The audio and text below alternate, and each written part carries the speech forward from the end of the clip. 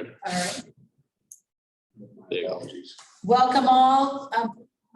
Your Norfolk County Advisory Board Finance Committee started late. It's now 4:54. Is that right? 4:54. So we apologize for the delay. But we're now, I'll call the meeting to order and the roll call. Eric Beckerman. Here. Paul Connor. Here. Carl Balduff is not here. Joe Ridden. Here. Elizabeth Childs, the chair, is here. We have a quorum. Okay. The first item on our agenda today is the FY23 capital plan. And I believe, that is you, right? Thank you, members of the Finance Committee. Bill, if you could kindly pull up the capital plan file. Certainly. There's Chromebooks on this, just so to be clear for the new ones for The Abrahams Group report, among many other recommendations, included the notion that the county needed to move towards multi-year capital budgeting, and also to make recommendations on an annual basis on a capital plan. To that end, one of the financial procedures that we've adopted is to have the annual capital plan announced to the commissioners in October each year. That particular deadline is more informative to the commissioners on the intention of the following fiscal year's capital plan details. But formally this afternoon, this evening, we now bring it to the advisory board for approval. So in other words, the commissioners saw this draft in October. It went through a very small change a couple of weeks ago when the commissioners finally approved it. And this evening, I'll give you the details. Now, one of the things that I wanted to explain relative to the spreadsheet of the capital items that we're tracking, Bill, if you'd be so kind, if you can, unhide the columns between H and N. This particular spreadsheet, which is it's iterative, it will grow, includes multi-year plans for each of the various projects within Norfolk County. That's okay, Bill. If you can't do it, that's all right. This afternoon, we're going to focus on FY23. We are projecting a very decent surplus from FY22, which will roll into FY23. We'll use those funds to pay for this $1 million capital plan. And I'll go through these lines, Madam Chairwoman, in just a moment. In addition to viewing these items, I've taken the liberty to add a complementary column here called ARPA FY23. The Finance Committee may know that Norfolk County has a $137 million grant, and from that, the county is retaining 3% for administrative and project use. So effectively, over the period of this grant, we do anticipate spending several $1 million on improvements within our facility and functioning world. For FY23, I've estimated spending approximately $420,000 on a few items, which I'll touch on in just a minute. Because I think it's important when you talk about your capital to be talking about ARPA in the same breath. We obviously want to optimize our federal resources before we spend any county resources. So I'll proceed. And feel free to ask any questions as I proceed. The source of this information was largely department driven. They're the ones that informed the Abrahams Group what their priorities were. So much of this came directly from the department heads. There have been some modest changes, but I'll go quickly, okay? So effectively, under the administration area, we're looking for a new exit door of $6,000. We're looking under engineering for a $10,000 van. That's actually a fit out of a van that had been previously purchased. $32,000 for GPS dual receivers and $10,000 in computer workstations. The Rentham District Court is looking for a new hot water heater. That's $2,200. The generator at Dedham District Court needs to be installed. That's $99,000. I have a call out box here. It's not fully open, but I just wanted to show under the golf course line 37 irrigation system. costs for the complete upgrade of the irrigation system at Ralston have gone between $1 and $2 million. It's an exceedingly large number. Carl does the best he can annually repairing the lines going forward, but he has expressed to us the need to replace the system. It's well beyond useful life. It's more than our capital plan can handle in 1 year. So as Chairman Shea was speaking earlier about the Quincy District Court and the disposition, we'll likely look at some kind of a financial windfall to your board and the advisory board, and certainly the commissioners. I can envision using some of that windfall for the benefit of facilities, including perhaps the golf course. So it's just a small call out as a capital investment that may need additional resources.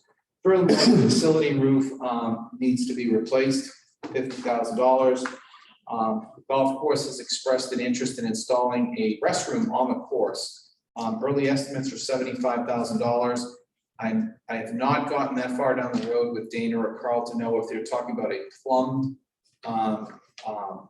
outhouse or if it's simply more of a standalone structure that would have to be pumped. That those details will come later, but they really believe that type of improvement will generate a lot of customer satisfaction and cut down on illegal use of bushes and so forth. Safe to say.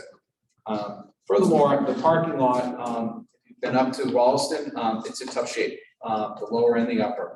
We're proposing to pave $200,000 worth of space. The members may recognize that in addition to these improvements, we have funded through supplemental means an improvement to the playground, a new pickleball court, improved lighting, new cameras, new benches. So the entry to the golf course is getting a substantial financial infusion and a large, basically an increase in appearance as we approach. The paving will enhance all of that, certainly complement those improvements. The $80,000 is a common every year investment. You may remember when we were here about a month ago talking about the operating budget. I talked about the fact that the $80,000 could live, some capital can live in operating. This is one of them. This is a functional maintenance of the course, but it is an investment in the infrastructure. So I'm choosing to put it into the capital plan. Carl annually uses that, frankly, a little bit more just to keep up with the needs of the golf course. Onto the Aggie. The agricultural school is looking for a host of items, including a new pickup truck, a skid steer with snow pro attachment, scissor lift, classroom technology, expired Chromebooks to be replaced to between $67,250.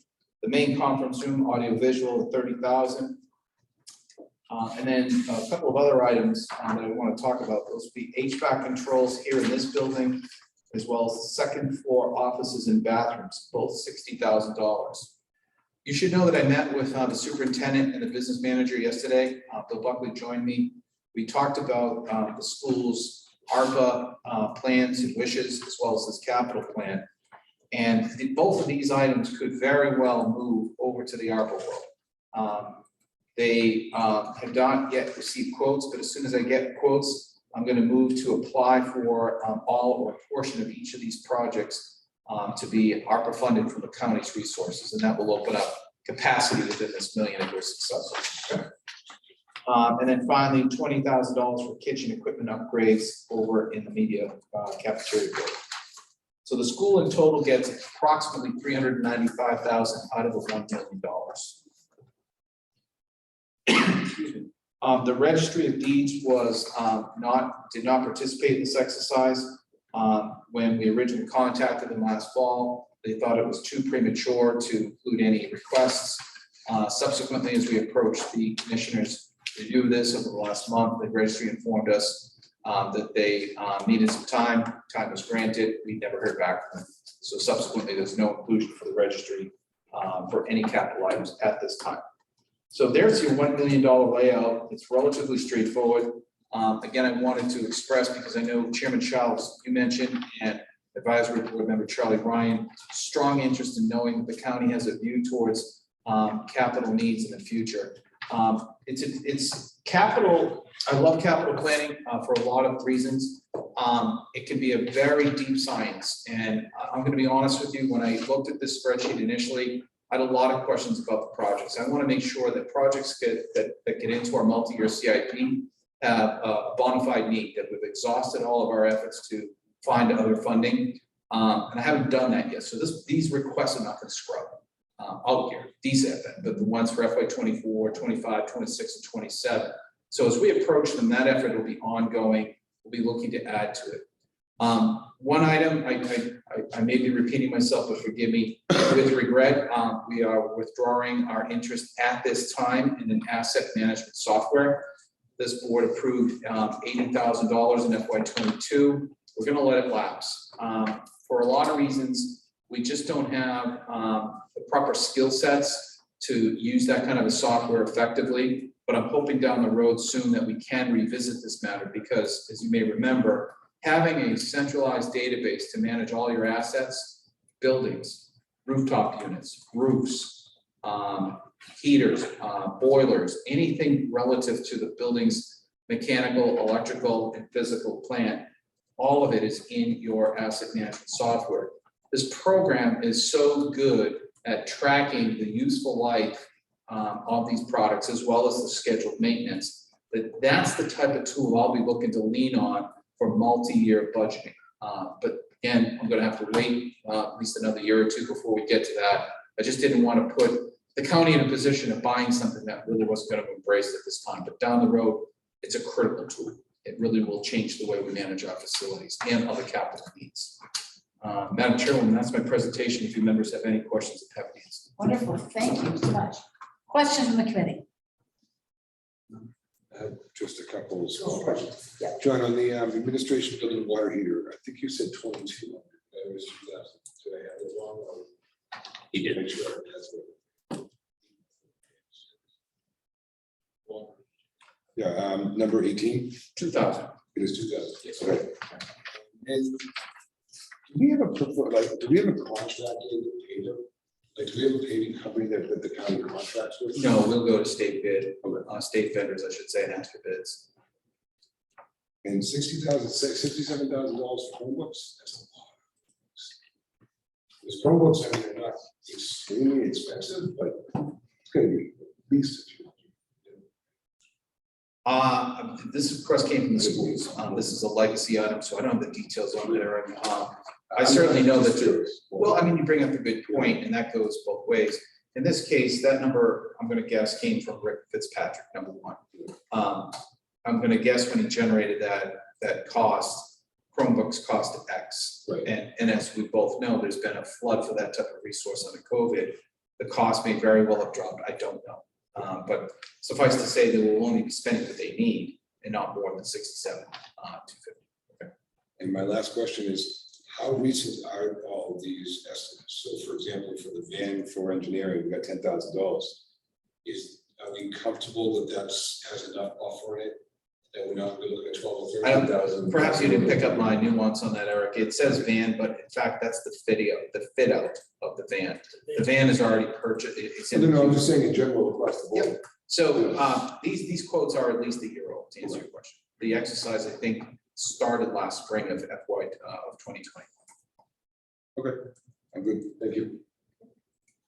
Commissioner Shea? If I may, Eric, your question was, do we have a standard contract that we use? Yeah, like a standard paving contract. I know like in Avon, every year we sign a contract with a paving company who bids for our work in our town. Chapter I didn't 9. know. We do it individually, however, we have a contract with, we have in-house electrician and plumber, yet we have a bid plumber for emergencies over so much that our guy can't handle.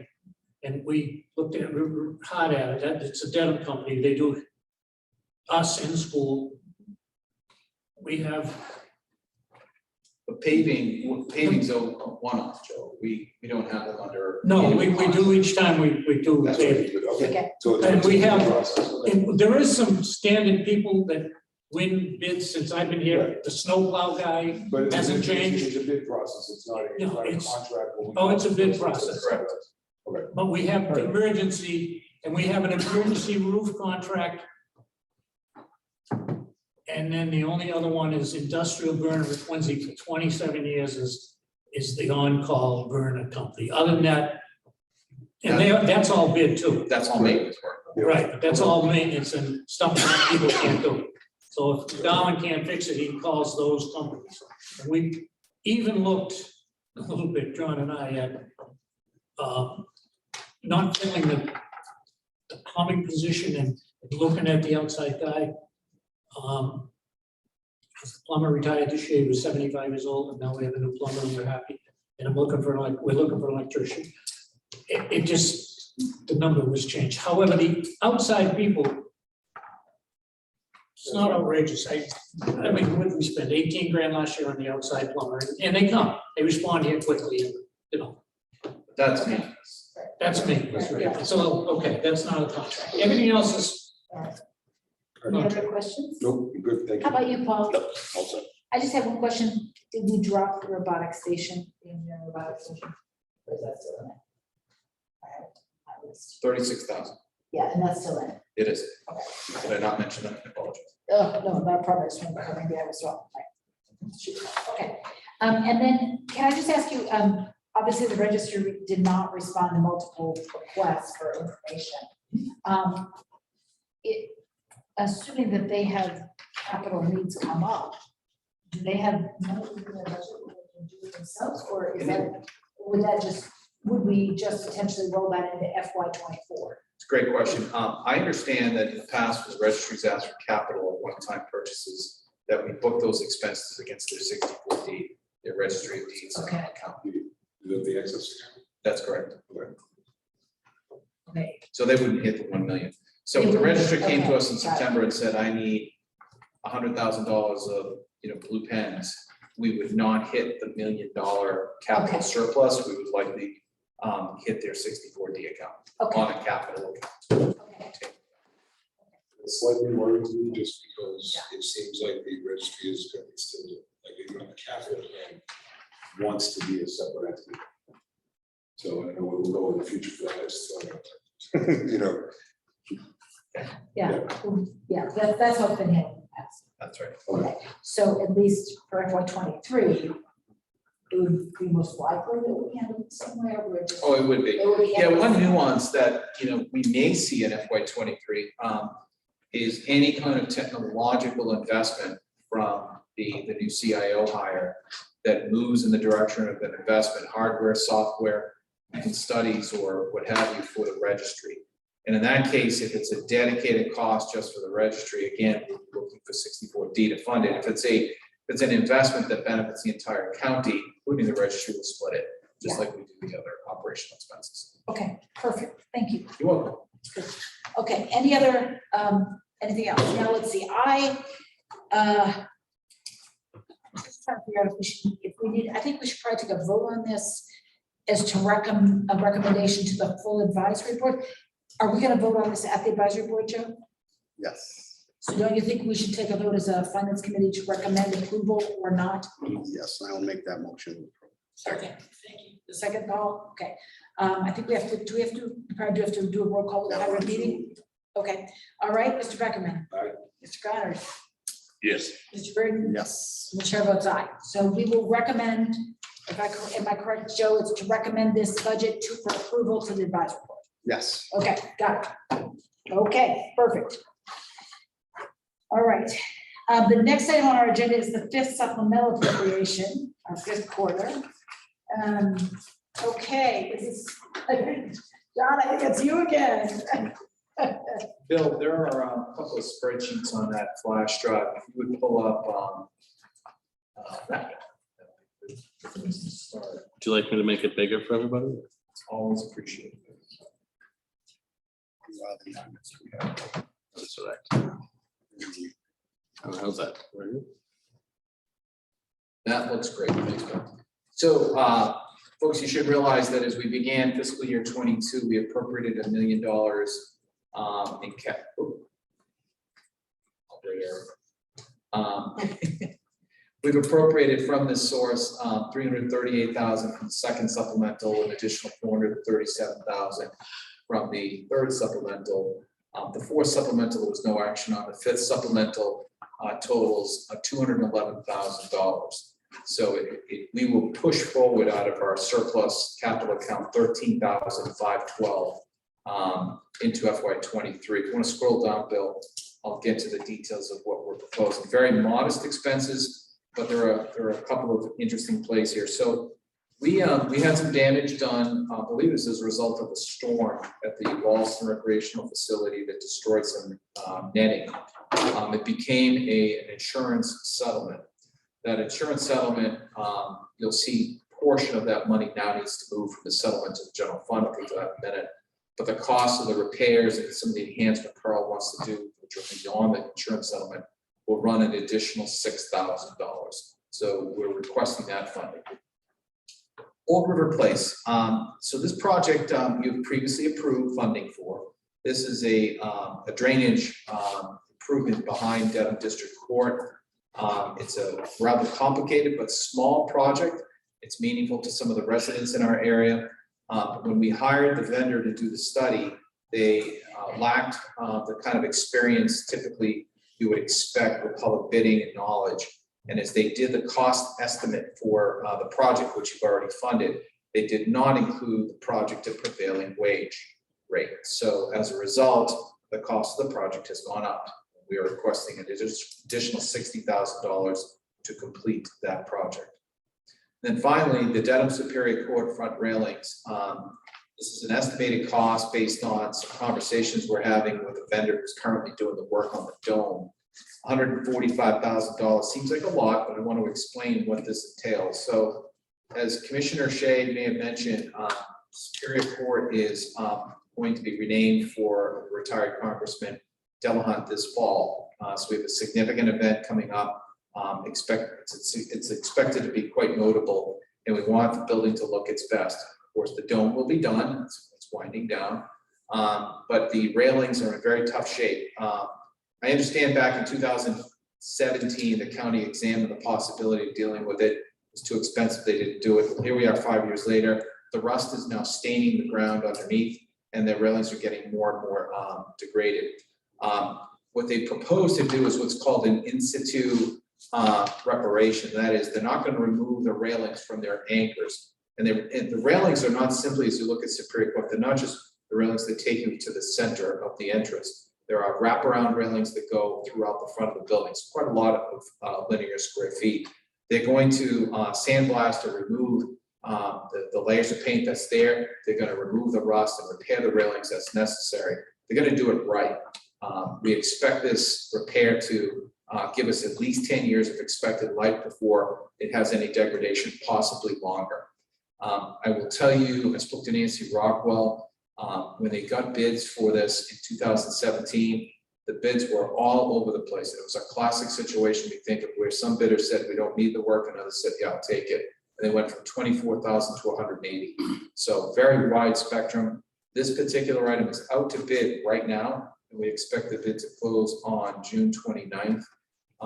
We feel comfortable with this number to at least tackle this project based on the estimate that the vendor working on the dome has given us. So it's a large expense. We think it's important. As Commissioner Shea indicated, we'd like to take care of our assets, especially people in this courthouse in the county. In addition to those supplemental needs, there are transfer of funds required. I just mentioned the Walston recreational netting insurance reimbursement. This money came from our insurance settlement, $28,274. That'll be transferred to the general fund. The schools are looking to move $270,000 from various categories, including professional salaries and teacher professional salaries, to temporary wages, a total of $270,000. That's a transfer. Bill, I don't think there's anything below that. Is that correct? That's correct. So very modest. I told you back in May when we were here, I told you that we wouldn't have a fifth supplemental, but some cleanup and clearly some items that are of immediate interest. Happy to answer any questions. Questions from the committee? What are they coating the rails with? Recoating? Well, I think it'll be, you're gonna ask me the kind of paint, I don't know. I don't know if it's gonna be an epoxy, it will be black, but I really don't know why. I think it was repainted some years ago, likely with an oil-based, metal application, but looking at it, I can tell you there are multiple layers of paint on it. And what's happening is underneath, they're all crumbling and the rust is taking over. So you've got some structural degradation too. But I don't, I'll get back to it. Joe would see him. If I may, thank you, Madam Chairman. Without talking out of school, we've got our fingers crossed that the vendor who's doing the dome, which is a nationwide company, they did the capital of the United States. And it's over $1 million job and it's gonna be done by August. I don't know if you can buy it, I've seen it. It's all, it's been rigged all winter, but they took some of the winter off, but they're back. I don't know if we're that lucky, but hopefully they have to bid it separate, but hopefully while we have them here and they're doing the roof, we can entice them to look at the railings because they're a nationwide company. And it's going terrifically, much better than in the past. And we're going with the gold paint. They're encouraged to bid. We could have gone cheaper on the paint, but that building's just way too precious, at least to not only people who did, they agree with it. So we got our fingers crossed, but either way, we're gonna get it done this year. Especially the people of Denver. Especially the people that do it. No, I love that, I love the look of that square. And we're the, maybe, I don't know. We own 7/10 of it, so, we gotta keep it up. I mean, the registry looks good. Hollywood likes to look at it too. Yeah. They keep coming back. Hollywood. Oh, yeah, they're doing another movie this week. It's unbelievable, of which we charge them, by the way. The money goes in the general fund. It's good. Yeah, they park there, John McGowan works with them, we always have someone there. They're generous. I will invite everyone, I'm on the committee for the Della Hunt. Oh, good. It's gonna be October 26th, but I'll make sure the advisory board gets it. September. September 26th, whatever that. Yeah, wait a minute, that'd be great. wait a minute, no, it's October 16th, I'm sorry, we finally. Okay. Make a motion, we support. They're gonna have a national speaker and we're building it around the We'll make it a speaker. big and have lunch. It's October 16th. But I'll make sure, whatever, I'll make sure that I made a motion. we all of them accept as it. towns are. Thank you very much, Mr. Hunter. Okay. Do I have a second? Oh, a second. Okay. See, the committee's working hard here. All right, let's do a roll call vote. Mr. Beckerman, Aye. Mr. Connor, Yes. Mr. Britton, Yes. and Chair votes aye. Unanimous vote to recommend supplemental appropriation approval to the Norfolk County Advisory Board. Okay, gentlemen, I think we can get through a lot of this, the rest of this budget, this agenda pretty quickly. Okay, the FY23 budget amendment for Norfolk County Agricultural High School. You want to talk about that? John? So briefly, Mr. Wallace, who I thought was around today, he had sent in a request to amend his FY23 budget. Yep. He's looking to change a position funded from part-time to full-time. I'll read his email. The school is proposing a change to the admissions and grant manager position. Our approved FY23 plan had this as a part-time position at a salary of $40,000. We would like to make this a full-time position with an estimated salary of $70,000. It will not result in a change to plan reserve contribution of $360,884, as we will reflect a commensurate $30,000 increase in tuition revenue in our budget presented in the fall. In other words, they're collecting more in revenue than they had projected for their budget last month. We want to make this change because we see the admissions process as a function that has been understaffed historically and feel that an investment in attracting and admitting the best possible students will be an excellent investment in the future of the Aggie. We also feel that the possible increase in grants with a full-time position will reap dividends for the school beyond the additional salary. For your benefit, members of the Finance Committee, the Finance Committee approved the FY23 budget at $11,480,835. This would presumably increase this amount by $30,000. Through you, Madam Chair. Yes, please. Is this position is currently 40,000, or was it, like, is somebody in the job? don't think somebody's in the job. It's planned, it was planned as a part-time. He's looking to make it full-time, and he wants to recruit at full-time for the desired rate of 70,000. Would it be best handled as an amendment to the budget now or in a supplemental in September? He needs approval to proceed with a full-time position, and their recruitment starts now. This is what, for September start, No, ideally, no? no, summer. Oh, it's a July July. 1, he's looking into it. So we do not have a plan to vote on this tonight. Do we need to vote on a budget amendment to do that? And when do we have to do that? I think you need to do it tonight. We need to vote. Okay, so we don't have that on our agenda to vote. We have it on the agenda as a discussion item. And we The have- advisory board votes. Yes, but the advisory, Well, it's not on the You can advisory make a board either. recommendation. It's number 4. Yeah, but it doesn't say a vote's gonna be taken. yeah, It says all below agenda items may be voted upon. Oh, that's true. wonderful. Okay, so we Says can go what? ahead, even though it's not specifically, we can go ahead. Okay, fine. All right, so I think then the issue probably should be that we should probably I would entertain a motion to recommend approving an amendment that would allow an extra $30,000 to be included in the budget for this change from the temporary to a full-time. Correct.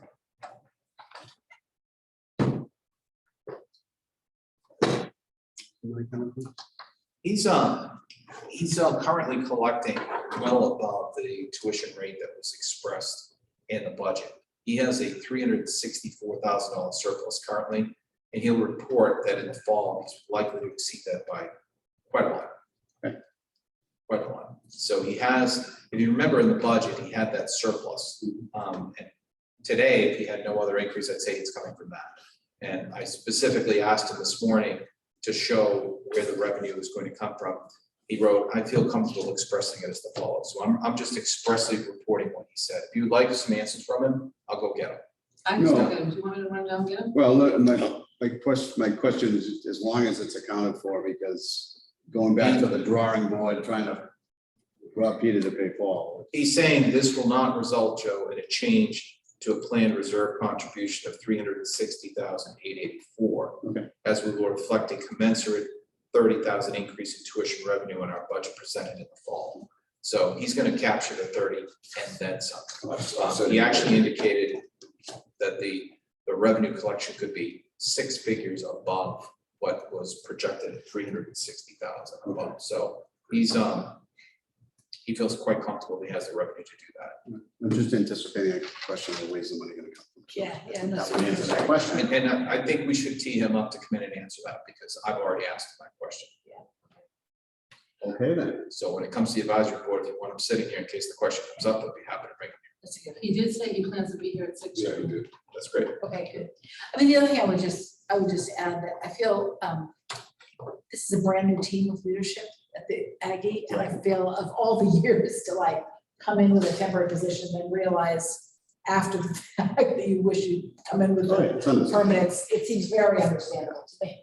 Definitely don't. They're a brand new team, they're trying to get this right, and it just Definitely makes, don't wanna put this is handcuffs a- on it, you know, this but is a that's- small, year. a small change, right? Yeah. Yeah, just, I don't know if that's what happened, but it certainly makes sense to me, but. If I could make a recommendation, Mr. Madam Chairwoman, if you Yes. consider a motion, I would make it commensurate upon the school's ability to achieve the increased revenue as stated to cover the expense. That's a perfect. Can. That's just what Eric said. Excellent, that's what Eric said, You said the same. right? Yes, okay, all right. They'll never put a figure in there again after we ask. No, but it's. As long as we have the revenue to cover it at the end of the. Yeah. And Eric, I'll second your motion. Second, okay, good, all right, I think any more discussion? Okay, let's vote this then. Mr. Beckerman? Aye. Mr. Connors? Yes, Mr. Green? Yes. And Chair votes aye. All right, good. We're done with that one. And the next one is the Quincy District Court disposition update. You want to just report out to this committee? Sure, at a different level. So as we previously discussed in the executive board, I've been working with the Commonwealth Department of Capital Asset Management for the last several months. This past spring, the Commonwealth engaged several services to, on their behalf, due diligence to do core borings of subsurface conditions. I'm not aware of any findings, as well as facility review to determine if there are any structural and or material weaknesses and deficiencies within the building. Of course, we know those. I shared with them all of our air quality testing, so they're aware of that, as well as repair records and estimates of cost repair for the HVAC units on the roof. They understand the condition of the building quite well. And that led to DCAM, to Commissioner Shea's point, saying, okay, now we've done our work. When are you doing your appraisal? This is where it gets interesting. The Commonwealth will, I would advise that the Commonwealth should do their own appraisal. I think they will, but they haven't said they will. They keep asking me about ours. So what I've said is we intend to seek an appraisal for what's called the highest and best use, which means the building and land. We're selling it to you as a building and land, not as pure land. When you look at the assessed value of that property through the Quincy assessor's records, it's carrying a current market value, which I believe is understated, given Commissioner Shea's understanding of the market. I believe it's just about $5 million. So I think it'll be Did you say worth 500? no, 5 million. Oh, yeah. I believe it's worth quite a lot more. The appraisal will draw that out. So we'll use the appraisal as a negotiation tool, but ultimately we'll be looking for the highest and best use and the top dollar associated with that. One other item, as Commissioner Shea indicated, there was a press conference last month. Governor Baker announced his 5-year capital plan at Quincy District Court because the Justice Center is integral to the year 1 capital plan for the Commonwealth. Thus, the renewed interest from DCAM and the trial courts to get going on this project because now it's funded. And I believe Commissioner Shea is right. I believe I heard the governor say this is a $100 million project. So they're sinking a considerable amount of money into this new product. They have a long road to go once the appraisal's done and we begin our negotiations. And I shouldn't say it once, but simultaneously, DCAM is looking for space within the Quincy area to relocate these services. Now, it's not strictly a business office. They actually have a holding cell. They have judicial proceedings. They have to have public access, public transportation. So their options are few, but that's their challenge. They have to find a location or perhaps multiple locations to move these people out of the building. And the minute that happens, we'll start negotiating with them about when does the meter stop? When does the Commonwealth say, we're not reimbursing you for costs associated with this building because it's effectively not a court any longer. We're well away from that time period. I would suggest it's at least 12 months, maybe longer. But this is a significant step, receiving the appraisal. We hope to have that within the next several months to be able to turn to the Commonwealth and begin that next stage. Yes, Commissioner. One more comment on Quincy. It's the second busiest district court in the whole Commonwealth. It used to be 4th and 5th, but it's in the last 10 years, it's risen to 2nd. Lowell being 1st. Lowell has a justice center. If you talk about Dorchester Court or any court you're familiar with, Quincy's the 2nd busiest in the whole state. Now, it always comes up on why don't they reallocate and send Randolph and Avon to the Stoughton Court. I don't know, I've sat at meetings when it's been talked about, things like that, moving around. That's not our call, that all comes under the court system. I mean, we're the landlord, that's also, we have no say, but interestingly, it's the 2nd busiest court in the whole state. So the idea of while they're building that, they're gonna move out. This has been around for 5 or 6 years, and we suggested some sites. And I worked with the mayor of Quincy. We had a Lowe's that closed, and now the MBTA took it. He wanted them to go there. We had a couple other places, and they didn't. Now they're looking. I mean, I think it's going to go to the old shipyard because it's the only place big enough.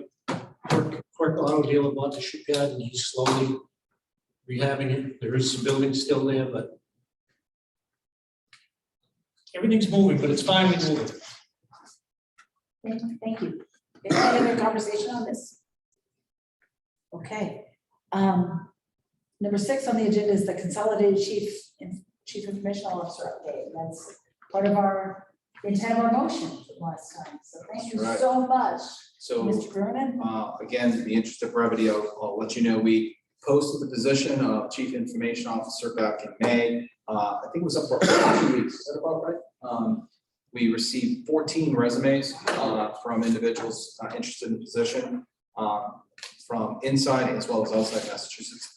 Our intention is to do a screening committee of these individuals, go down each resume, figure out who's in, who's out, and then conduct a separate interview panel.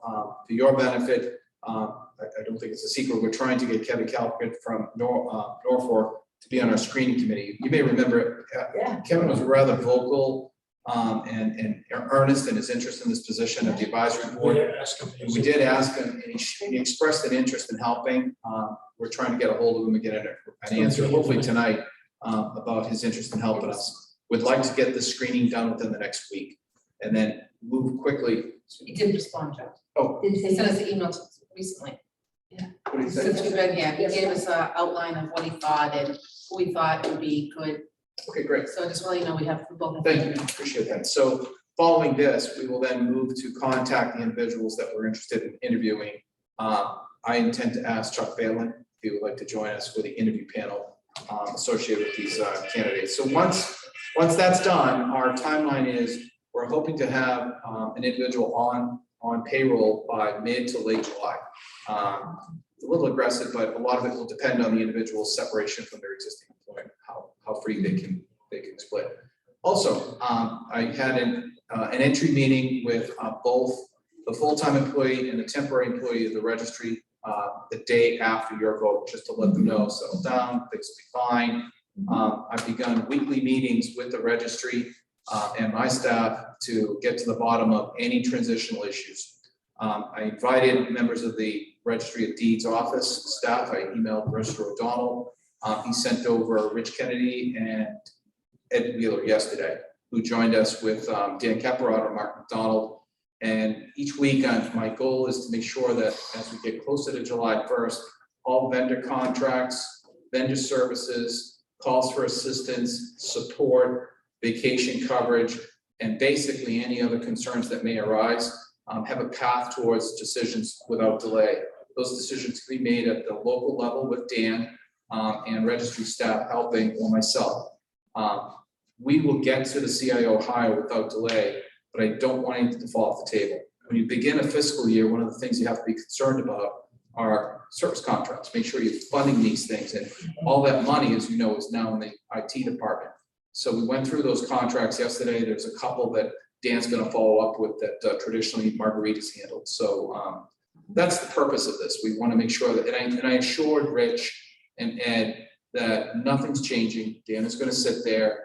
You know, if you have something, go down and see Dan. The new CIO, as I said a month ago, will sit over there at least 4 days a week as they sponge in all of the information that they need to know to get going on managing that environment. So things are going according to plan. We're very, very delighted with the capture of these interested candidates and look forward to reporting to who we recommend to the commission's hire. Excellent.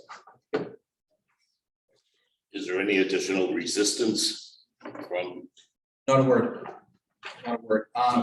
You know, Rich said, Paul, that, you know, and I asked him yesterday, I said, is any misgivings? And he said, no, we just want to make sure that we know somebody's going to be here to answer our questions. And Rich said, you know, I come downstairs almost when I worked there every day, talking to Jim or Chuck and getting answers to questions. And I think we just need to know we're going to have that access. And I said, absolutely, without question. Furthermore, I'm glad you brought that up because I believe, I can't remember who brought it up, but I was actually Commissioner Stady. In this room about a month ago, there's a lot of talk about the additional hires for the IT division of the register asked for the IT. And I said to Rich, look, I think there's support for additional positions. It's premature to say what they're going to be, what they're going to do, but we recognize we have to layer in some redundancy here. We're going to serve the needs of a large user group like the registry, as well as the department needs of the rest of the county. So we're going to rely on the CIO to let us know that. That could happen within FY23 if he or she comes back and says, you know, in their strategic plan, doctor, we need 2 wallpaper hangers or whatever they're going to be. We won't stand in the way of that kind of progress. Okay. Also, is a good, as a real investment. Oh, It will end up. I think so, and Rich Kennedy said, we'll make it work, he kept saying, we'll make it work, and I said, great. Yes, Commissioner. One more comment. Yes. It's early on after the first brush of the Abrams report, the misinformation about the word used was eliminate. Well, we finally got some relief in this budget. Where does it say eliminate? Well, they took another out. We're gonna have a 4-person or 3.5-person department after we hire the director. The half person is a registered employee now. I think he's more than a half person, but he's on contract, and a career employee over there, Dan Caporata. Of a 4-person department, 2 of them are full-time there, and the new director is gonna be expected to, he's gonna have to, because there's no one ever said the disproportionate amount of the IT work is done through the registry of deeds. It's just that the reporting is gonna be different. They're gonna report to John and the commissioners, the director. But we're saying up front, those people are gonna remain there, that are there. And the new director will, I would assume if he's the right choice, we'll figure out. My Lord, we gotta look at all this registry stuff. So he's gonna be there too. And we're across the street. The goal is that we all work together. So you can interchange them if something went wrong. The only thing we left out of the equation is the school. At the time, Abrahams didn't touch it, and he did come down, and we know the IT guy here, I forget his name, he was Mark, we see him all the time, and that's gonna be set. We're gonna leave, we don't want to attack the school now, and we don't think there's anything. But, and I think we're gonna put all this in writing this summer and send it to all the stakeholders and explaining it. The last thing I wanna say is, I'm talking more than I usually do, this version of the budget, this version of how John does things, and I said last meeting that last year was Michelle and I running around, before that it was Mike, before that it was Frank, and we're working with about 5 different budget styles. I want to tell you that based on the Abrams report and what John has come up with, you're looking at a style, and if you wanted to change, talk to John, that will look almost the same next year, but the numbers are different. I hate learning one system and then going to another, and if we do hire outside vendors that are going to help us with some of this, it'll all be done in a uniform manner, so it'll look the same next year with different numbers. And I think that's important. Thank you, Commissioner. Anything else on the CIO side? It's great. Thank you very much. Welcome. I think we have to table these minutes, actually. Do you see them? I didn't see I them. didn't see minutes of the finance committee. I didn't see the finance committee minutes either. I saw two versions. Oh, yes, you do.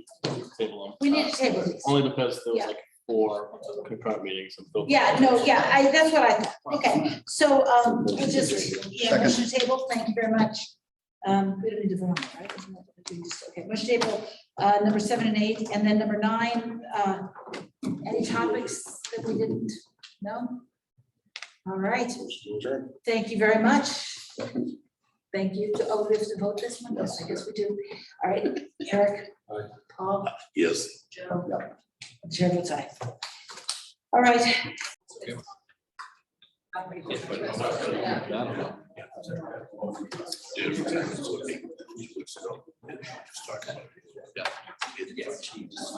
would.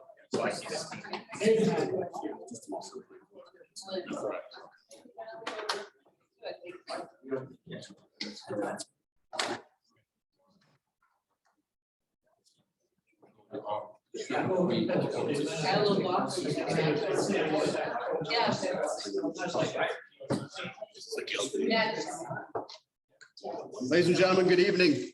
Welcome. I'd like to start the meeting of the Norfolk County Advisory Board and hearing on the capital budget for 2023. I would like to remind you, unfortunately, that we're living in the age of COVID. I want to lead with this executive order on remote participation. On Thursday, March 12, 2020, Governor Baker issued an order suspending certain provisions of the open meeting law, general laws, chapter 30A, section 20. That order was effective immediately until it is rescinded or the state of emergency is terminated. On February 12, 2022, by the action of the legislature, the order was extended until July 15th, 2022. Obviously, we are having a meeting both here and virtually via Zoom. This is a public meeting. The first order of business would be to determine if we have a quorum, and I would ask that the clerk call the roll if the scribe is ready. That's Phil who's on, so. Bill, are you ready? Bill, are you ready? Yes, I'm ready. Okay, thank you. All very right. Thank you. Avon is present. Bellingham. Braintree. Here. Here, Can't hear them. here. Sorry about that. I did hear you, Charlie. Thank you. Thank you. Brookline, Here. Canton. Yes. Cohasset, Here. Dedham. Dover. Foxborough. Franklin. Here. Holbrook. Medfield. Medway. Joyfully present. Millis. Milton. Yeah. Needham. Here. Norfolk. Here. Norwood. Norwood here, may I say one thing, please? I'd like to let everybody know that on June 26th at 4 o'clock in the afternoon, the town of Norwood is having a concert. We're having the Boston Esplanade Orchestra with Keith Lockhart as a part of our 150th anniversary celebration. All of the funds for the concert, $260,000, were raised through private donations. It's not costing the town of Norwood. So if you have a relative in Norwood that has a street address, they can get 4 free passes to the show. And if you feel like coming, just contact me. I think you have my name or my email or anything, and I can help you out. Welcome, and I'm here.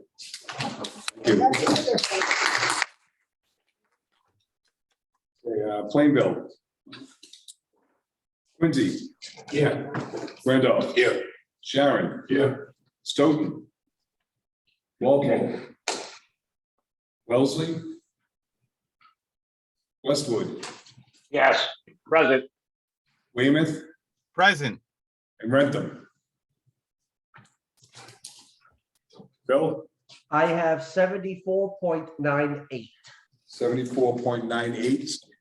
98, yes, quorum. For those present and those who wish to do so on Zoom, I invite the members to stand as we begin. We do so typically, if necessary, with our first item, which will be a moment of silence for Frank Walsh, the father of our colleague, Mike Walsh. Use it with it as you wish.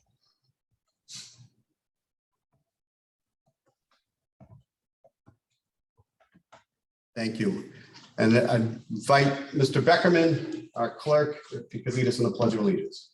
I pledge allegiance to the flag of the United States of America and to the republic for which it stands, one nation, under God, indivisible, with liberty and justice for all.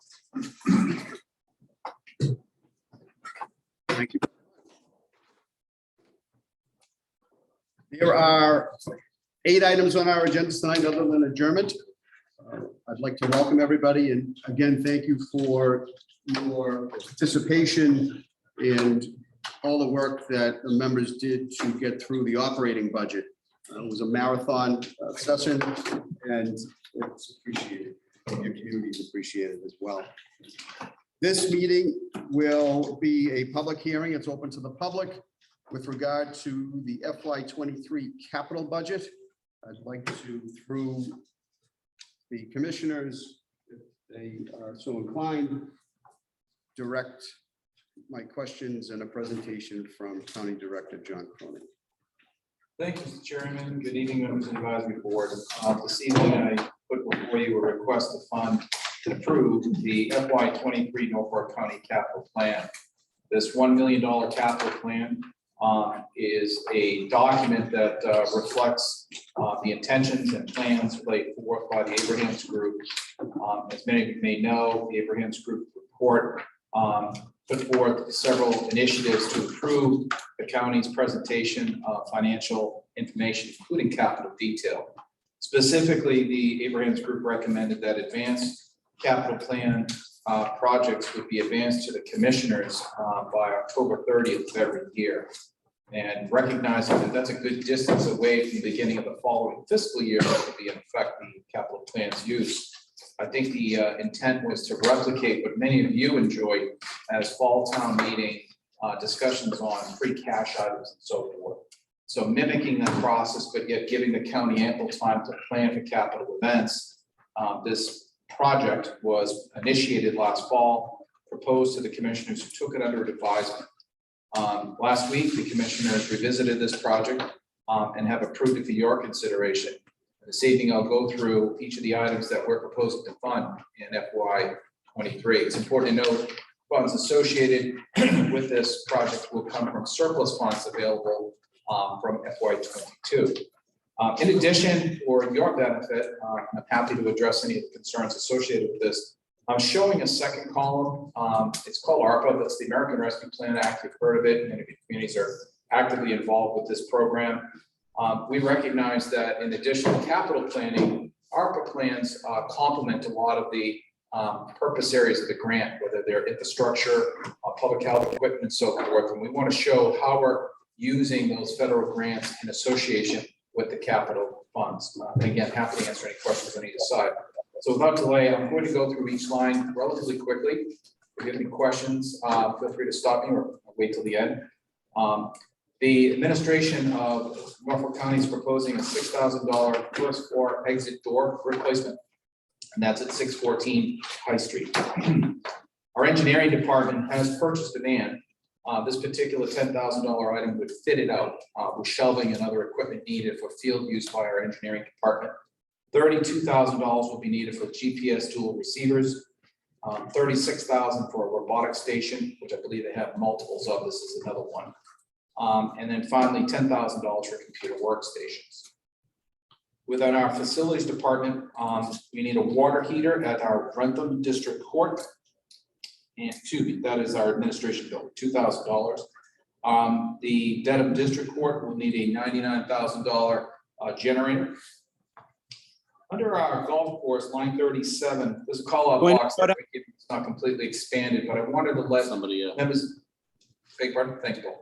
I wanted to let members of the advisory board know that the cost of an irrigation system, which is planned in the capital sequence, is quite high. It's between $1 and $2 million to replace the entire irrigation system. It is beyond the reach of our capital resources to do it all at once. One of the things that we will be talking about in the year or two to come are windfall funds, if you will, from the disposition of the Quincy District Court, which you'll get from me later on tonight about. I would look at the irrigation project or things like that as potentially large capital, non-bonded initiatives that the county ought to consider with the windfall. Later on that, we'll give you a little bit more information on the disposition by court. Moving on, under the golf course, the maintenance facility, if you've been down there, is a very large building.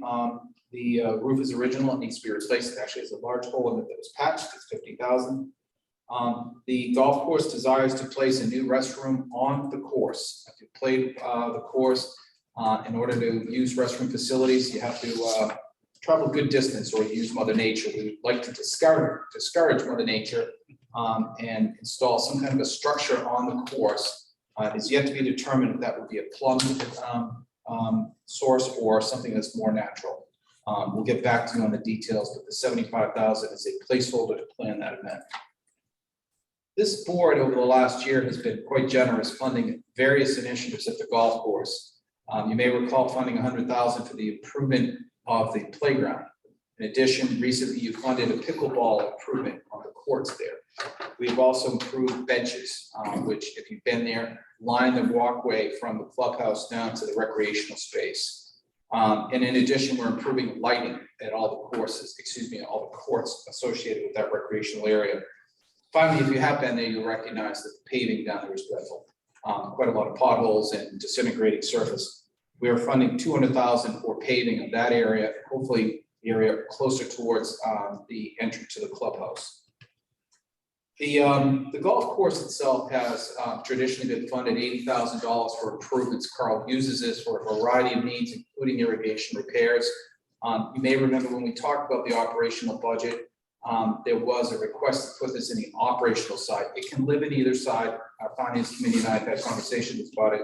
I feel comfortable placing it here because Carl's really using it traditionally to pour resources into the repair and maintenance of the course, which is highly appropriate for capital funding. Moving on, under the agricultural school, a total of approximately $395,000 out of the $1 million is proposed for the school. This includes, in this case, a $45,000 utility pickup truck, $12,000 skid steer with snow thrower attachment, a $20,000 scissor lift, $85,000 for classroom technology as part of their 8-year replacement program, $67,000 in expired Chromebook replacements, and $30,000 for the main conference room audio-visual system. The items on the second page for the schools both total $60,000. The first is HVAC controls here in this building that need to be replaced, as well as on the second floor renovations to some offices and bathrooms. I was on the second floor last year and I observed, I believe they had a ceiling collapse from one of them that caused substantial damage. I believe it was on that section of the building. So that's what most of the money's for. But they're looking to renovate some bathrooms. I call your attention to these both of these items. Yesterday, I met with the superintendent and the business manager to discuss their request for ARPA as well as this capital plan.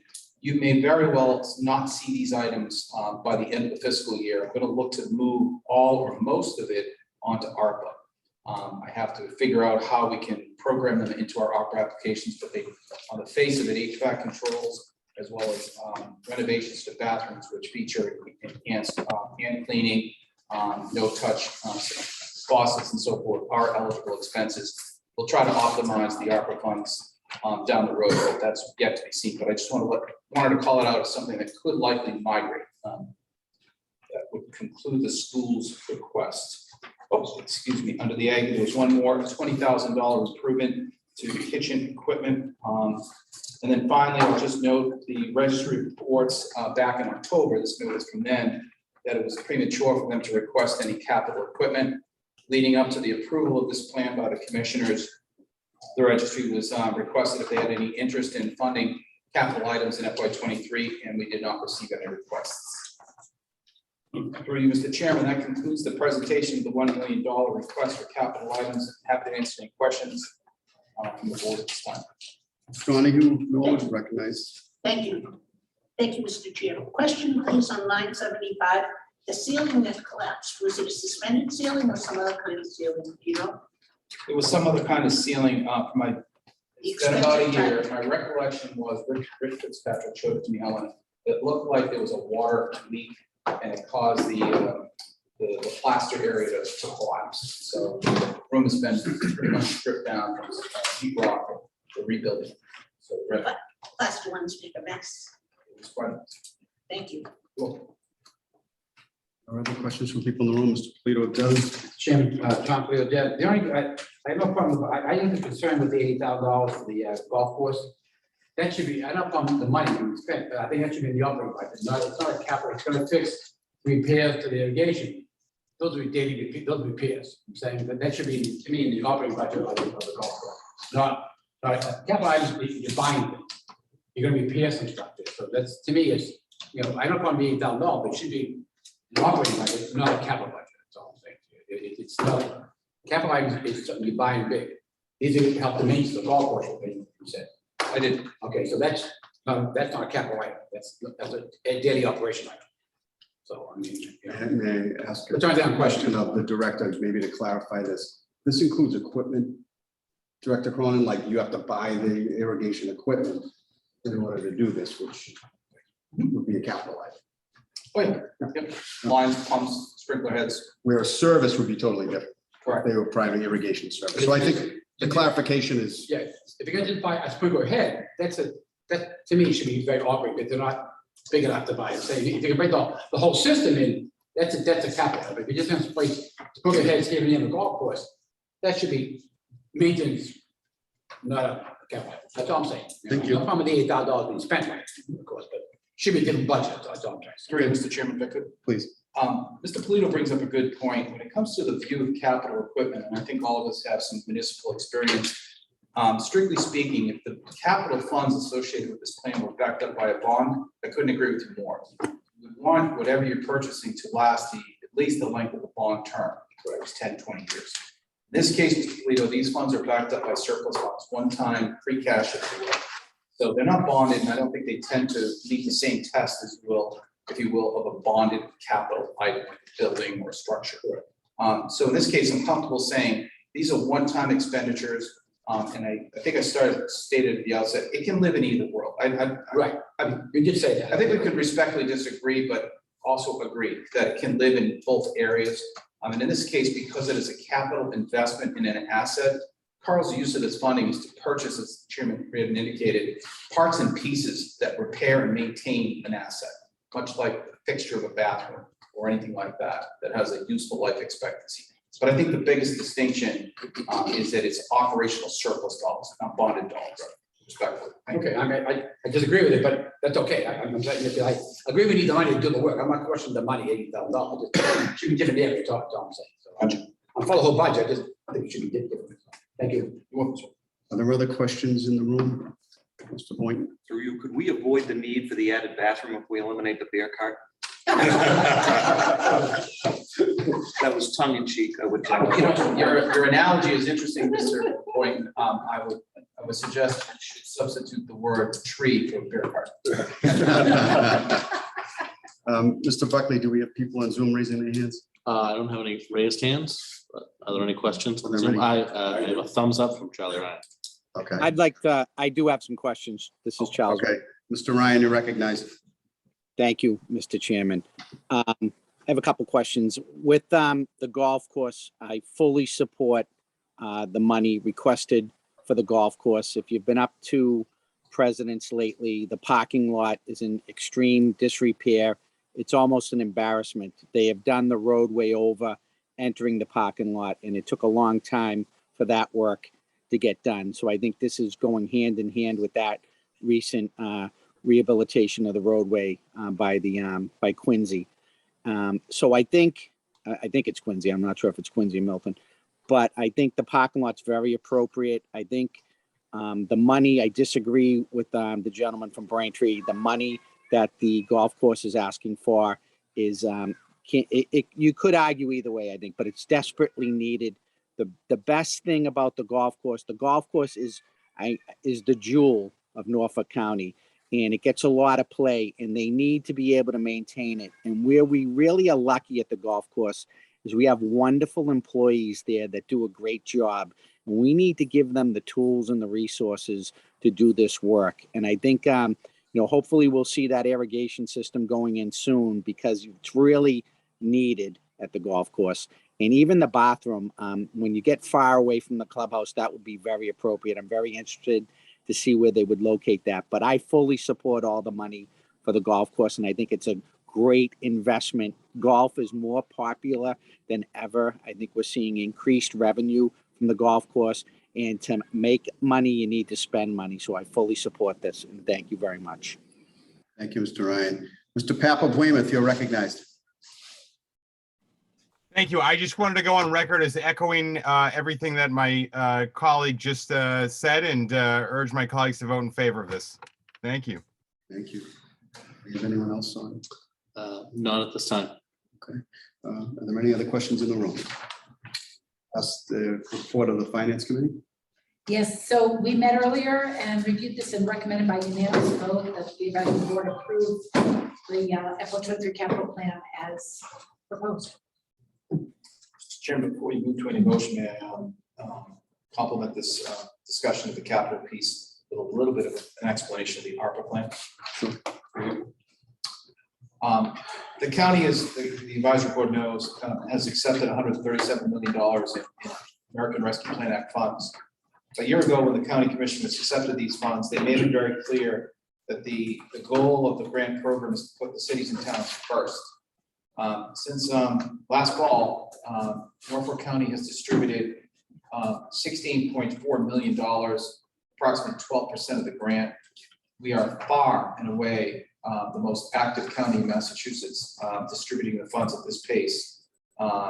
And I think it's a compliment to the program that was put in place by the commissioners and shared use with the other counties. One of the things that we've put an eye towards is FY23 would be the period of time when the county begins to look at and look inward at its assets and the improvements it needs to make. And a couple of the things that we're proposing, and again, this is very preliminary, we do see some path forward to maybe amending these, are some items that include a $20,000 renovated ladies' room on High Street. One of the things that, interestingly enough, about renovation of bathrooms, and I just spoke about the one here, is you can't pay for a renovation of a bathroom in and of itself with ARPA. You have to show the benefit of how the federal funds will be used to diminish or eradicate COVID-19 spread. So obviously, in this case, we'd be looking at touchless fixtures, both commodes as well as sinks and so forth. But if you're putting tiling in, new lighting, and other elements, that would not be funded by ARPA. So we're going to have to look to decouple some of those costs. You folks were kind enough to fund $60,000 in the most recent supplemental to improve 3 bathrooms in 614, including this one. So we're going to try to use a blend of ARPA and county resources to accomplish the renovations of those 3 bathrooms. Again, leveraging ARPA with our planned project use. We're going to look to fund a replacement of a gas boiler in Rentham. That building is over 50 years old. The boiler is original. It keeps going. It's incredibly inefficient, and we're looking to replace this one. If we look ahead, I believe Brookline District Court will be next. It also has an original gas boiler. And in both cases, unfortunately, these gas boilers have hot water for basically hot water heat. We don't have forced hot air. So the ARPA solution in this case, Michael, cover your ears, may very well be revenue loss, which is a category within the ARPA grant that allows the subrecipients to use basically in any way they see fit. This will be something that we're going to wait to probably late fiscal year 23 to fund, because again, we want to make sure our host communities get the benefit of revenue loss as well. The air exchange system at Norfolk Superior Court, this is a significant issue in that building. Excuse me. There was $100,000 funded for the air exchange system in Superior Court for FY22. We did not spend it, so we'll revert. This project, as we've begun to look at it, can come in 2 different ways, and we're really likely to use some of the money first for a study to examine how can we move treated filtered air through that building using existing ductwork. If that's not possible and we need to look at new ductwork, this program may well come off the board because it will require something that looks like an additional 0. It'll be quite expensive. So this is a placeholder. Again, thinking ahead, we might want to try to put some kind of an air improvement system in the courthouses, but we may need to do a study first. So stay tuned on that. That concludes the $420,000 proposed FY23 ARPA piece. When I report back, you may see some movement. Forgive me, we're just always going to be looking at ways to optimize these funds with our capital. Thank you, Mr. Chairman. Thank you, Director. Again, this is a public hearing. I don't know if there are many members of the public here in the room who wish to speak. And also we check online with those joining us via Zoom. Are there any members of the public who wish to speak in the public hearing on the 2023 capital budget?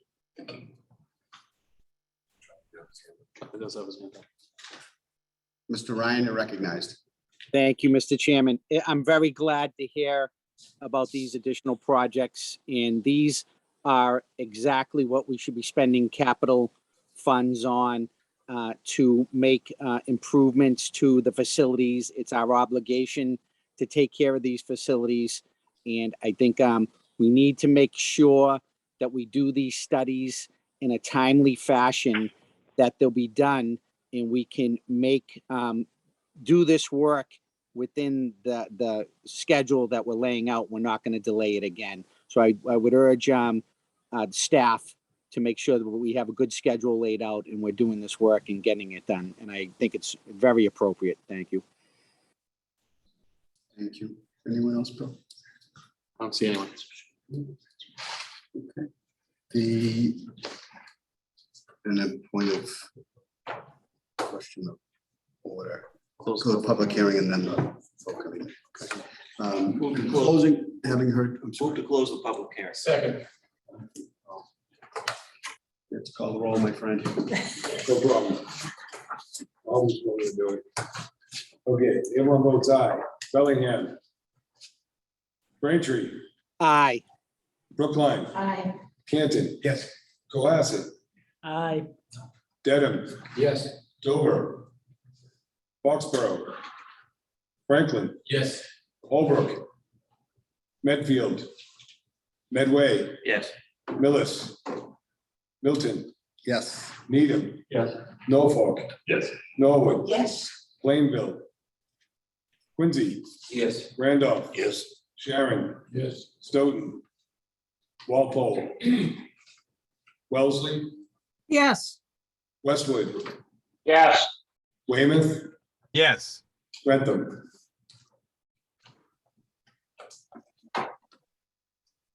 Bill? That is unanimous, 74.98. Having concluded the public hearing, is there any further discussion among the Norfolk County Advisory Board members? Chair, move to approve the FY 23 capital plan as presented. Second. And Apple projects. Dula? And Apple projects. You don't have to approve the article. No, no, okay.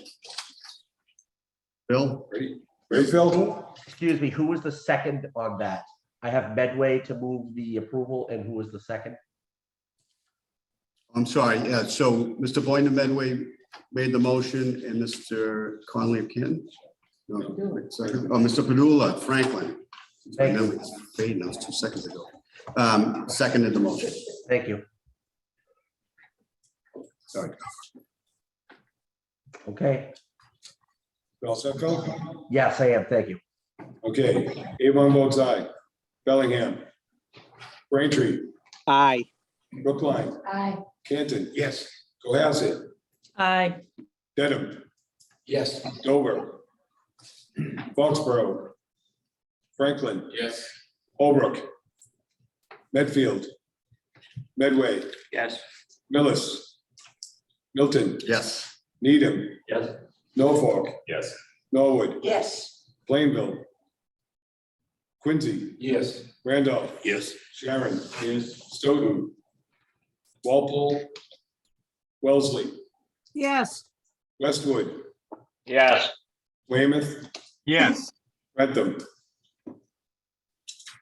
I have another unanimous vote, 74.98. The next item on our agenda will be the FY 22 fifth supplemental appropriation. Again, through Chair Shay and the commissioners, I would recognize. Thank you, Mr. Chairman. Bill, if you could kindly pull up the spreadsheet. So members of the advisory board, we have funded our supplementals via surplus in FY 22. Via the second supplemental, we spent $338,250. Third supplemental, we expended $237. This fifth supplemental seeks to spend $211,000 even, which means we'll balance forward approximately $13,512.80. When I saw you back in May, I was hoping not to have a supplemental before you, but we did find the need to identify a few items. Bill, if you could scroll down just a bit, please. The Wallaston Recreational Facility experienced some storm damage to netting at the property. We filed an insurance claim and we provided some funds that offset the loss. The loss did not cover all of the expected repairs. We are in need of $6,000. Bill, if you could scroll up, please. We are looking for $6,000 to offset the additional cost of that repair of the netting. Old River Place is an area behind the district court in Dedham. This drainage project was previously funded by the advisory board. However, the vendor that was selected to do the study did not have requisite experience in identifying public projects and the need to fund them using prevailing rates. Subsequently, when this was discovered, re-estimation of the project revealed an additional $60,000 to complete this particular project. It's not a very large project. I believe the total project cost is approximately $130,000. The Dedham Superior Court front railings are estimated to cost $145,000 to redo. If you're familiar with this historic property, the front of Superior has quite an array of wrought iron black railing fencing. Currently, they're in various stages of degradation. Rust stains are now appearing on the surface of the court in the front. Members of the board may be informed at this point that the county is looking at an event in October to honor former Congressman Delahunt with the naming of the Superior Court in his name. This large event is looking to highlight this building in his honor. And with the completion of the dome refinishing expected this July, we felt that getting this railing project done at this time was most advisable. Incidentally, it may seem like a lot of money, but I wanted to describe briefly the tactic they're going to use to redo these railings. It's not simply painting the railings. The railings have multiple layers of paint on them. They're going to perform the work in situ, which means they're going to attack each railing section independently, scrape the paint all off using methods that involve no blasting, but likely some kind of a paint removal, non-toxic substance, and then repairing the railings, priming them, and painting them. We're told that under a projected estimate of $145,000, the paint and the product will easily exceed 10 years of expected life. Again, it's quite a lot of linear feet. When I saw the quote, it took me back. I thought that was a lot of money to paint a lot of houses for $145,000. But the amount of labor that's involved with this work while the railings are intact is quite substantial. Nevertheless, we are putting this out to bid. It's on the street right now. The bids will close on June 29th. This estimate of cost came from the vendor who's currently doing the work on the dome. They are a professional paint corporation, nationally recognized, and we felt comfortable getting some expert advice from them on what the total project cost might be. So with your permission, we're seeking funding for these three items out of our surplus in FY22. Bill, if you kindly scroll down to the transfer angle. As I mentioned, the county received an insurance settlement of $28,274. We're looking to transfer those funds into the general fund as a receipt to offset the expenses associated with that repair. The Norfolk County Agricultural High School is in need of moving funds around totaling $270,000, with $180,000 coming from custodial professional permanent salaries, as well as $90,000 from classroom teachers' professional salaries. These are surpluses that will be moved to the Norfolk County Agricultural High School temporary wages, totaling $270,000. So relatively brief, but important supplemental, and I'll be happy to answer any questions Mr. Chairman the board has. Donahue, you recognize? Thank you, Mr. Chair. Sir, the $6,000 for the Wollaston, how come our insurance didn't cover that? So I believe, I don't have all the details on that, Helen, but I believe what the netting covered was the replacement of the netting. There are sections of the netting that Carl wishes to fortify and make more safe. So this is extensions beyond what was originally damaged. Okay, because I was worried that the insurance company didn't give us enough money, you know. No, we were very happy with their. That was one question. A lot of the railings in front of the Superior Court have to do with the ramp. That's right. And the ramp wasn't added on until within what, past 20 years? I don't know how old So, it is. so not even 20 years, right? Does anybody know That's correct. about the past 20? So that seems like a huge expense for some railings that were built only less than 20 years ago, you know? But I mean, It's intensive labor to retreat and remove the paint, the various layers of paint. It's a heavy labor intensive process. That's why the cost is so high. in the old days, it would have been sandblasting and Rust-Oleum. You're right. You're absolutely right. I don't think sandblasting would play well with the court right now. I will point out across the street that I have had an eye on the ramp for the district court. There's a lot of leaching, or I'm not sure the right term, but when the line within mortar leaches onto the brick, it creates a whitewash effect. And that's the degradation of the mortar within the brick on those ramps. So I'm with you on the district court side. We'll probably talk to you a year or two about those. All right, thank you. You're welcome. Any other questions in the room? Mr. Ryan Ryan has has a raised question. hand. Mr. Ryan, recognized. Thank you, Mr. Chairman. Did the paint get tested? Does it have any lead in it? Has not been tested, but we don't expect any lead in it. Okay, I just think that everything is more expensive right now, so you're out to bid, the bids are gonna be what they are, and there's really not much we can do. The price is gonna be the price, so good luck. I think that's a great project. Thank you. Any other questions? Any on Zoom? There are none that I can There are see. none. Are there any in the room? That's the opinion of the Finance Committee. Finance Committee reviewed this earlier this evening and by unanimous vote recommends the advisory board approve it as presented. So moved, Mr. Chairman.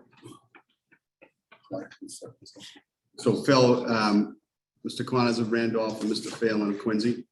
Thank you. Ready, Phil? I will be ready in 30 seconds. Okay, fifth supplemental. All set? All set? Yes. All right. Yvonne votes aye. Bellingham. Braintree. Aye. Brookline. Aye. Canton. Yes. Cohasset. Aye. Dedham. Yes. Dover. Foxborough. Franklin. Yes. Holbrook. Medfield. Medway. Yes. Millis. Milton. Yes. Needham. Yes. Norfolk. Yes. Norwood. Yes. Plainville. Quincy. Yes. Randolph. Yes. Sharon. Abstain. Stoughton. Walpole. Wellesley. Yes. Westwood. Yes. Weymouth. Yes. Rentham.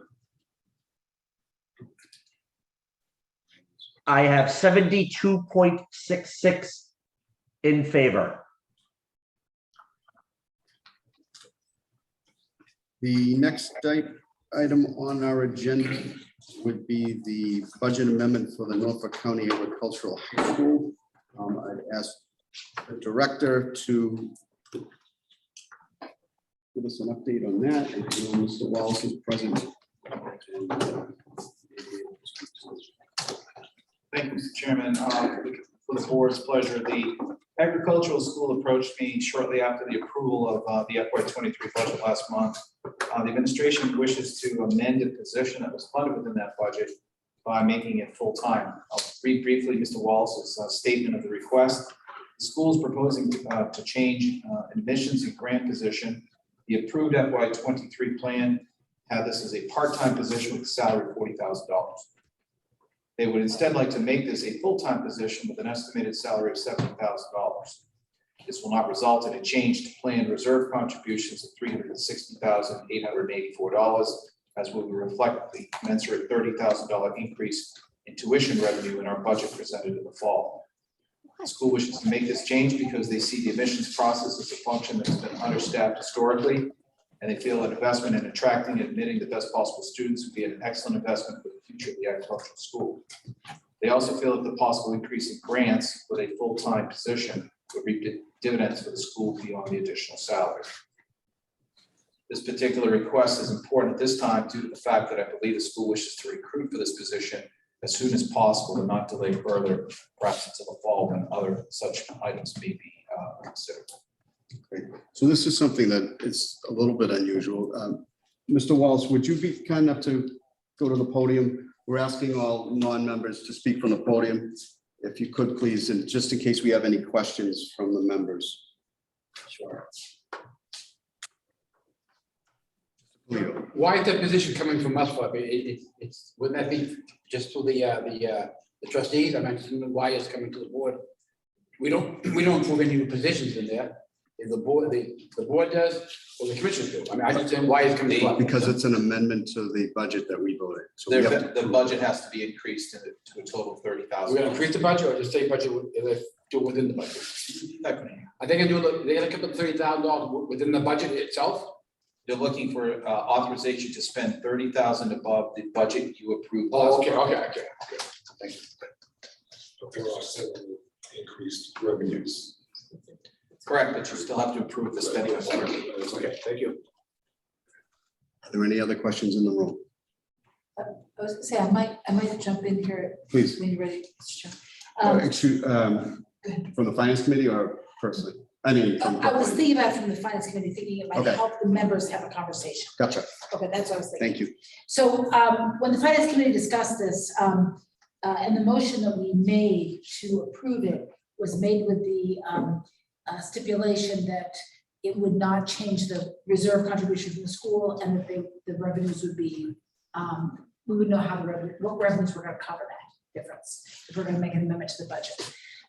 So that was one of the questions I was hoping we could ask you tonight, Mr. Wallace, was like, how do we think the revenues will be from the school, and will that cover that 30,000? It sounds like your intent is that it will.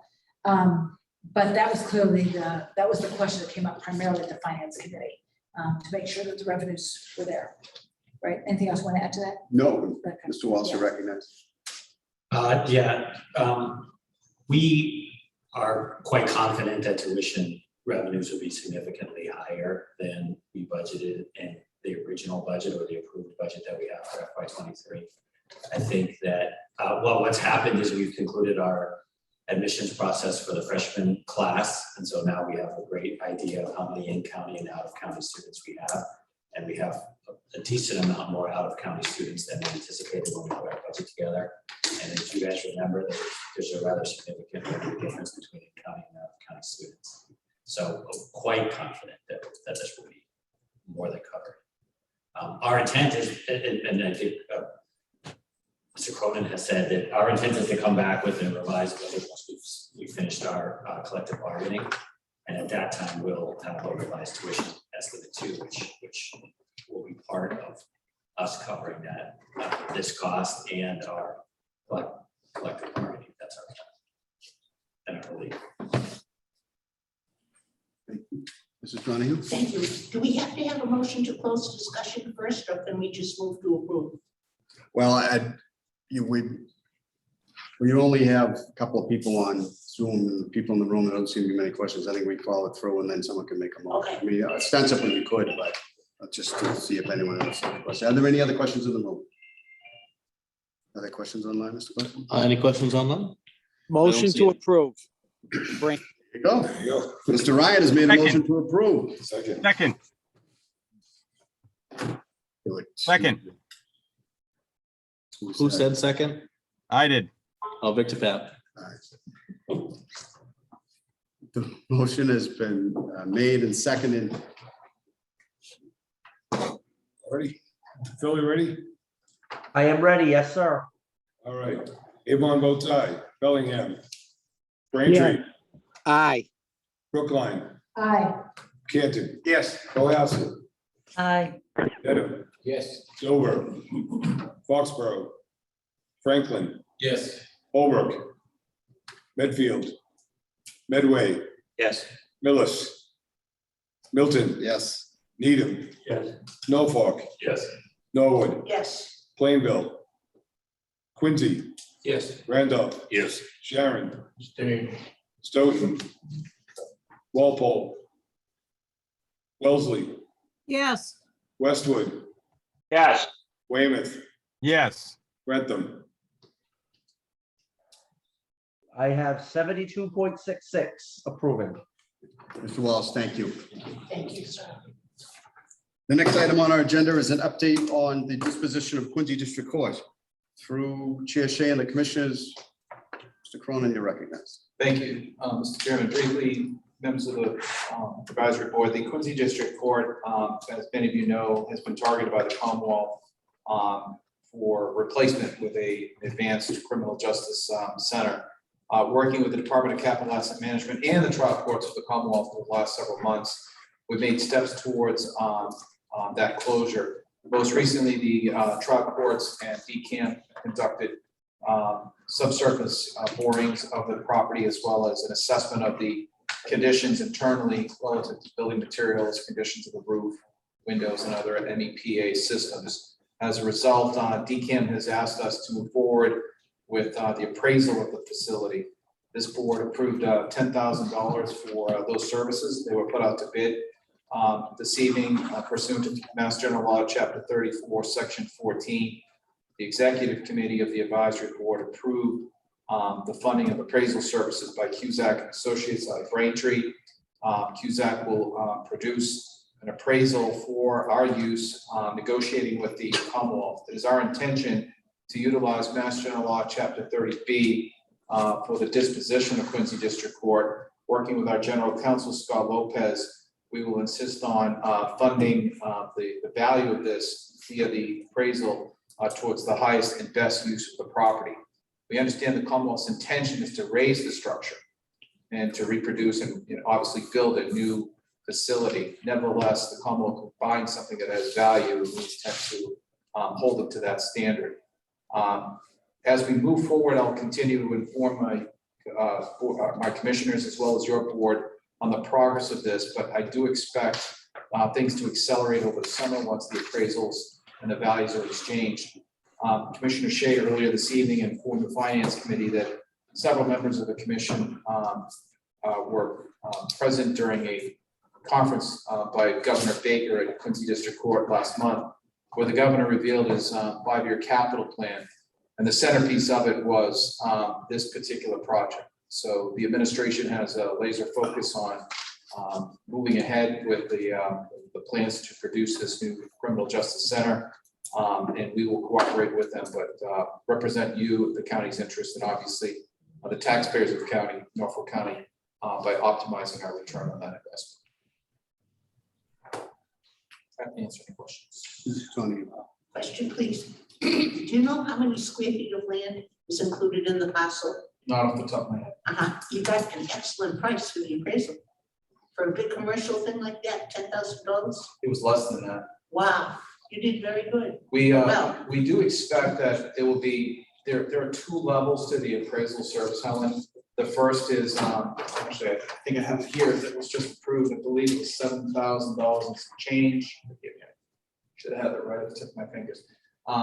And then there's a secondary level, because what we recognize is that as governments negotiate these things, speed is not your friend. Likely as the appraisal enters the picture, the values will change, as we know, rapidly. So the secondary level will be to ask the appraiser to refresh that value every 3, 6, 9, 12 months as needed. I believe that's another $1,700 or something. Wow. So we're still under the value to approve. Excellent. Mr. Ryan online.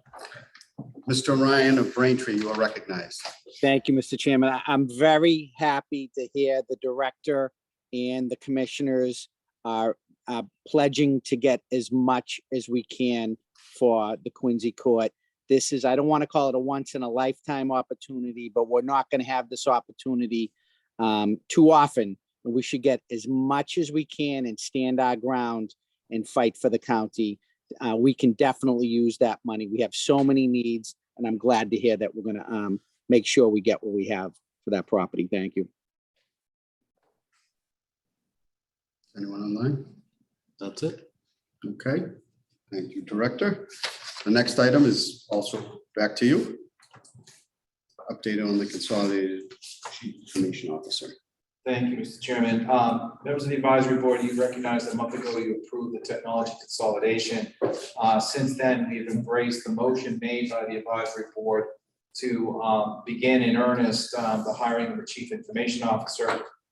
Shortly after the position was approved for FY23, we had posted. The posting closed last Friday. We received 14 resumes. I reached out to a member of your board, Mr. Kevin Callaghan from Norfolk, who's agreed to help us, already did, actually, thank you, Kevin, reviewing the 14 resumes to screen in through his recommendation, joining Michelle and I, who we will advance to the second round for interviews.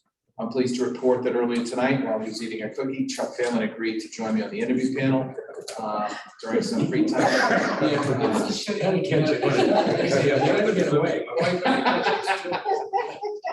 Thank you, Chuck.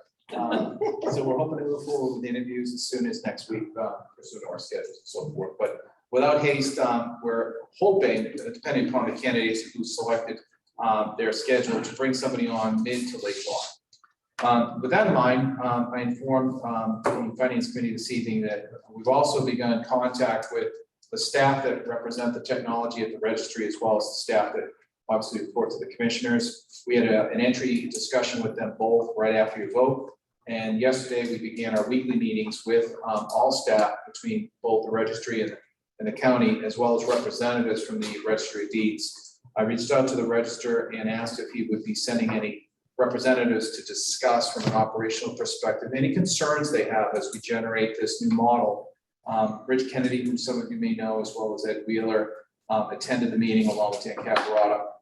And it was a productive dialogue, again, that I mentioned, that happened every week until we hire a CIO. And then I'll turn it over to he or she to kind of run with the show. One of the things Rich mentioned, and I think it echoes a lot of the concerns the Register had about this model, was how can we be assured that the Register's internal, external customers will receive seamless service? And I mentioned to Rich, well, number one, nothing's changing. Your staff is still going to be located at the Registry. Dan will reside there. He has a vacation coming up, and we're going to talk about some coverage in July. But regarding the Chief Information Officer, as mentioned, we won't have to wait too long into FY23 to see them on site. And it's my intention to have them reside at the Registry for as often as needed to immerse themselves in the work ahead, to embrace the strategic vision that was part of the motion and prepare for comprehensive technology consolidation. And that could be very well mean that the person is there 3, 4, maybe even 5 days a week, learning the system and collaborating with that staff until they're comfortable with the knowledge of what's in front of them. So overall, things are in motion. I feel comfortable with the candidates that we did get. There are several strong ones within the batch. I think Kevin, you would agree. And we'll report back, obviously, at your next meeting on all the great things that are coming down the road, and hopefully have a CIO in person so you can meet them. Thank you very much. Director, any questions of the director? Anybody online? Is that all that's left? No. Thank you. Next item will be acceptance of the minutes of the meeting of Wednesday, May 11th, 2022. Motion to approve, Braintree. Second. Any discussion? No, we'll call the roll. Ready, Phil? I am. Thank you. All right, Avon Bike votes aye. Bellingham. Braintree. Yes. Aye. Brookline. Aye. Canton. Yes. Cohasset. Aye. Dedham. Yes. Dover. Foxborough. Franklin. Yes. Holbrook. Medfield. Medway. Yes. Millis. Milton. Yes. Needham. Yes. Norfolk. Yes. Norwood. Yes. Plainville. Quincy. Yes. Randolph. Yes. Sharon. Yes. Stoughton. Walpole. Wellesley. Westwood. Yes. Weymouth. Yes. Rentham. I have 74.98. Excellent, thank you. There are 3 items that I would like to bring forward to the board. The first is that I have appointed Mr. Boynton, Mr. Connors, and Mr. Connolly to serve as the nominating committee for offices. We will have that vote in September. The September meeting, thank you to Mr. Ryan for encouraging us to do so, will be at the golf course. So we will have an opportunity to actually see some of those things that we've been talking about. The new bathroom, yeah. I don't know. Only one never tree. You don't know how important that is for the women on the course, let me tell you. Would make a request that Mr. Delahunt's get the courthouse to get the bathroom. Boynton bathroom.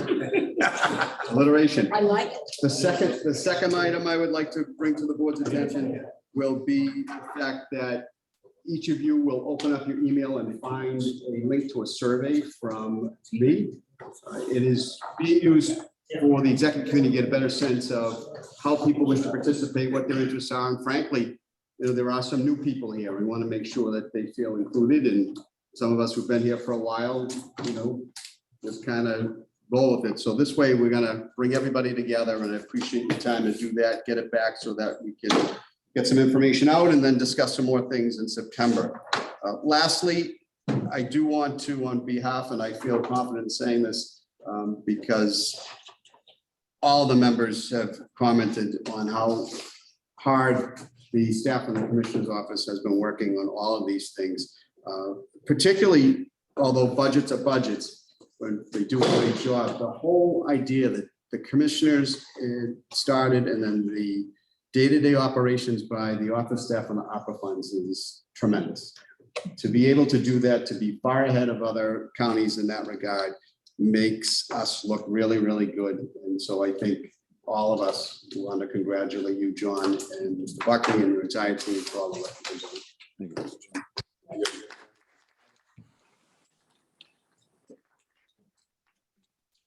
Mr. Shea. Thank you. I'll only take a minute, but I feel like I want to synopsize what I thought was the craziest year we could possibly have between all the changes we went through, between all the changes at the school,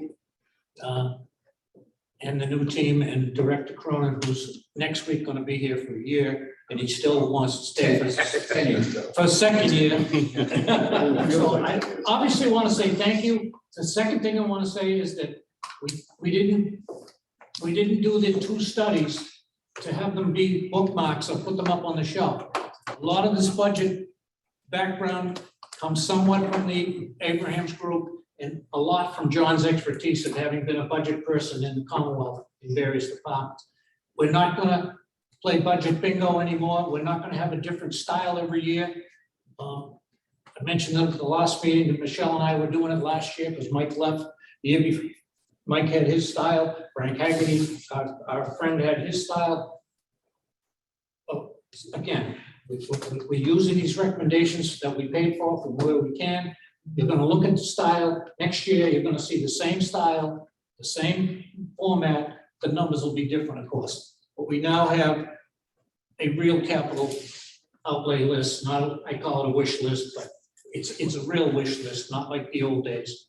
That's okay, we're making progress. But I think, you know, we finished in record time, we wanted to do it in record time, and now the burden's on us to produce.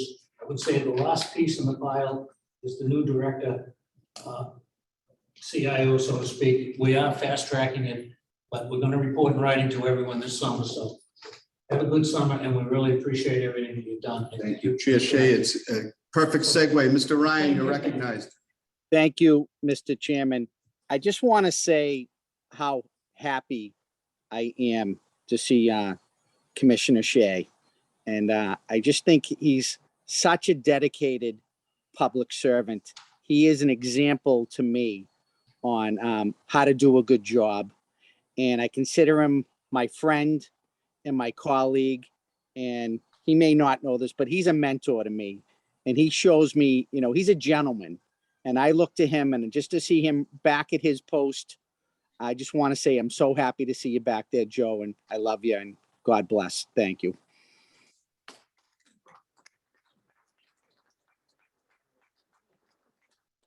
Lastly, I just, on behalf, and I think I can say this, on behalf of, although it was an incident we shared earlier about someone who said on behalf of, and it caused a lot of problem, but I can say on behalf of our executive committee with Beth and Eric, our appreciation to the members of the Finance Committee and to all the members of the board who have worked so hard. This is not, as Commissioner Shea said, been a regular year.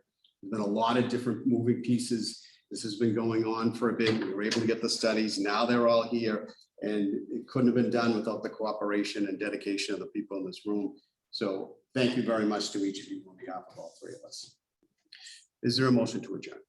So moved. Mr. Connors, is there a second? Second. Mr. Conley, I got it right that time. What we have to do, we're on Zoom. Sorry. Can't wait till we can do voice votes. Take a motion to end this. Okay, Phil, you ready? Avon, aye. Bellingham. Braintree. Aye. Brookline. Aye. Canton. Yes. Cohasset. Aye. Dedham. Yes. Dover. Foxborough. Franklin. Yes. Holbrook. Medfield. Medway. No. I knew you were gonna do that. I don't know why. Millis. Milton. Yes. Needham. Yes. Norfolk. Yes. Norwood. Yes. Plainville. Quincy. Yes. Randolph. Yes. Sharon. Yes. Stoughton. Walpole. Wellesley. Westwood. Yes. Weymouth. Yes. Rentham. Won't be unanimous, I know that. 74.98. Bellingham, yes. Bellingham, Meeting is yes. adjourned. Conley. Oh, yes, Mr. Conley. Yes, if I may, I don't, it's under good of the order of public safety. In the future, I would be appreciated if you could wear some socks, because if that spotlight comes on, someone's gonna get blinded. I say that out of respect for Commissioner Shea, Chairman Shea. Thank you, Mr. Conley. I'll take that under advisement. You want me to also, out of my head, so I don't get glare? I couldn't take care.